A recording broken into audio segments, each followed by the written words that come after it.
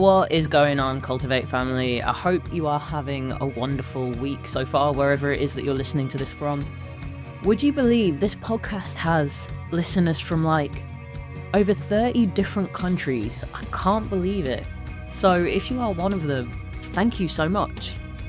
If you are a listener from somewhere, or you're new and you haven't followed the podcast or subscribed, I'd really appreciate it if you could, because it definitely helps me reach way more queer people that are wanting good representation in inclusive health, fitness and nutrition content. So if you just put this on now, hit that follow button, hit that subscribe button. If you're feeling pretty nice today, you could even leave me a little bit of a rating or a review and tell everybody how great my jokes are. Or maybe leave that bit out, actually. So last night I drove to Sunderland with one of my old clients, James, spontaneously to see Bruce Springsteen, because neither of us had ever seen him play, but we were both big fans. And it definitely feels like at the age of 75, I'm pretty sure Bruce is going to tour until he literally can't, but it may be one of the last opportunities that we might get to see him play. So we got half-price tickets a few days before, which was awesome, and we planned to drive up yesterday. And the day before I checked the weather, and it said it was going to rain from 9 a.m. all the way to about 2 a.m. in the morning in Sunderland, and in Leeds for that matter. And instantly, all of my dreams about screaming Born to Run with a sunny pint in my hand as the sun sets, watching Bruce Springsteen with my good friend, was just completely shattered. Any of you that know me personally know that I hate the rain and the cold. I'm a princess. I'm quite fair weather.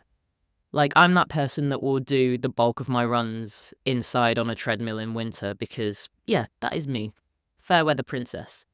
But as I was getting ready to leave, I realised that I was more than prepared to endure standing in the rain, because the stadium doesn't have a roof and we were standing on the pitch, for the amount of time that he was going to play. And when you know Bruce Springsteen, you know he plays for 3 hours and he doesn't stop. So I managed to find something relatively waterproof, put a hat on, and we just sucked it up. And it rained from the second we set off to the second that I got home at 3 a.m. this morning.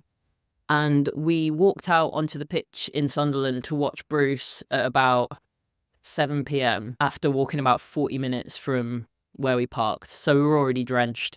And the rain just got worse and continued to get worse until he came on stage at about 7:30. I promise there's a point to this, by the way. But all I could think about this whole time is, who else would I be prepared to do this for? What other musician or band that I have loved for my entire life would I be prepared to be wet through, freezing, purple hand in the rain for I don't know, I guess the amount of time we spent in the rain was maybe 4 or 5 hours in the end. And there's very few people I would do that for. There's probably very few people you would do that for as well. Have a think about it. Then I started thinking about, well, what's the reason I'm doing this? Why am I prepared to put myself through this amount of cold, wet and rain, all to see a guy play some music? And it's because I loved his music my whole life. And it felt like a real bucket list person to go and see that I've always wanted to. That was my why. That was why I was prepared to go through standing in that rain, freezing my ass off, with my hands literally turning purple. But it also got me thinking about why thinking about your reasons for doing things are so important. And it can feel quite cheesy when people ask you, what's your why? But I promise you it counts for everything. And when we translate that to why is your why important, if you're just doing something because you think you should, it probably won't happen. Or if it does, it will be very, very half-hearted. So when I think about why a lot of my clients train and go to the gym, for a lot of them it's long-term health. For some of them it's managing chronic pain symptoms. For some of them it's gender euphoria. For some of them it's that functional strength that translates into their everyday life. There are so many different reasons why we do things. But if we're just doing things because we think we should and we don't have a valid why, then we're probably not going to show up very well for it, and we're probably not going to make that sustainable. If you think why a lot of people run, it will be for their cardio health, it will be for their mental health, it will be for the dopamine it gives them, it will be because they enjoy it. It might be because they just really enjoy putting their headphones on and going for a big stomp. It might be that you want to be mindful of your nutrition, and the reason for you doing that is to show up well for your people, for work, and to feel like you have energy and focus.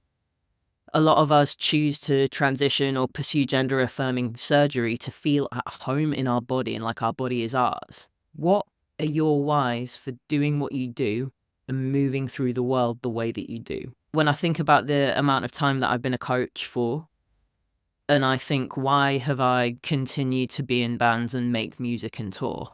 Because it is the one thing I have wanted to do since I was a kid.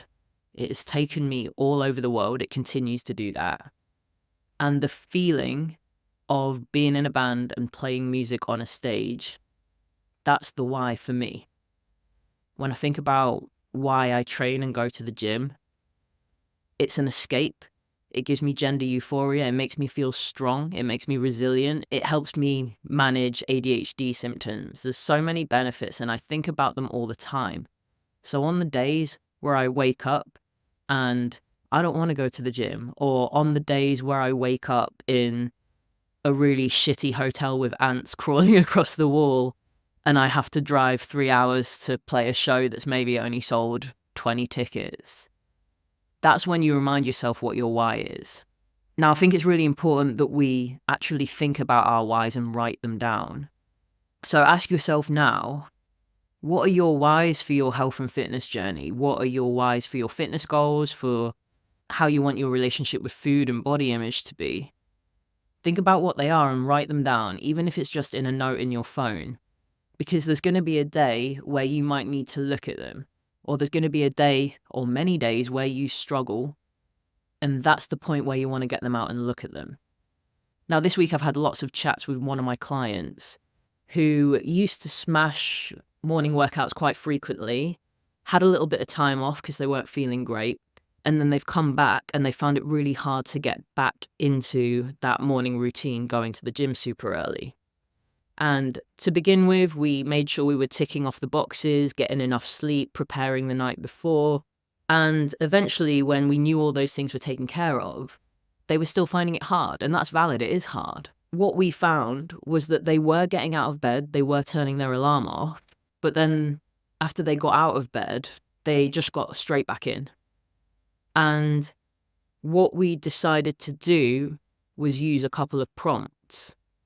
So the first one was more of a functional prompt, and the second was related to the why, and that's the one I want to talk about.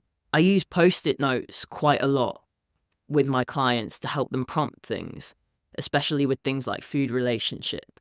But they can be used for anything. They can be used for body image, and they can be used as reminders as to what your whys are. So if, for example, you're struggling to get out of bed every time that alarm goes off to get to the gym, write down your whys on a post-it note. Or you might want to get fancy with it and like make it all pretty and frame it, but put it somewhere where you can see it. And when that alarm goes off and you open your eyes and the last thing you want to do is get up and go to the gym, look at that why. Put it somewhere visible. And if that why is authentically you and in line with your values, that's going to be the thing that gets you out of bed. That's going to be you're standing in the rain for 3 hours watching Bruce Springsteen, freezing your butt off. So think about it and let me know what you come up with. DM me what your whys are, because I'd love to hear about them. I wonder what Bruce Springsteen's whys are for not cancelling his show, for coming out and playing a 3-hour set, getting absolutely drenched. All the gear was getting drenched. There was puddles on the stage. All of his band was soaking. He was soaking. He didn't have to do that. He's one of the most famous people in the world. But why did he do it? His why is going to be the people that all spent a lot of money to travel and to go and see it. His why is going to be that a lot of people need to get paid and there's contracts in place. But his why is also probably going to be that he fucking loves it and it makes him happy. So this doesn't necessarily have to apply to your fitness, to your nutrition. this can apply to anything. And if you start thinking about this and you realize something in your life doesn't have a reason for you doing it that aligns with you, then it's also okay to question why you're doing that. And it might even be okay to quit that thing if it's not serving you.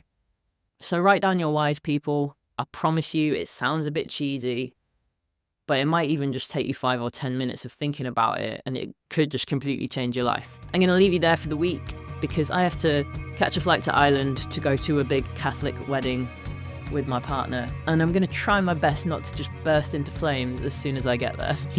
As always, my emails and my DMs are open to chat to any of you that maybe want to talk about coaching. Maybe you'll write down your whys, and that will maybe lead you to think that having some support on your journey might be really helpful. So if you want to have a chat about how coaching might work for you, I'll let you know if I can help you. I'll let you know if FCC is a good fit, and we'll figure it out from there and see what your standing in the rain for 3 hours watching Bruce Springsteen is. Have an amazing rest of your week, Cultivate family. Take it easy. That's me out. Bye.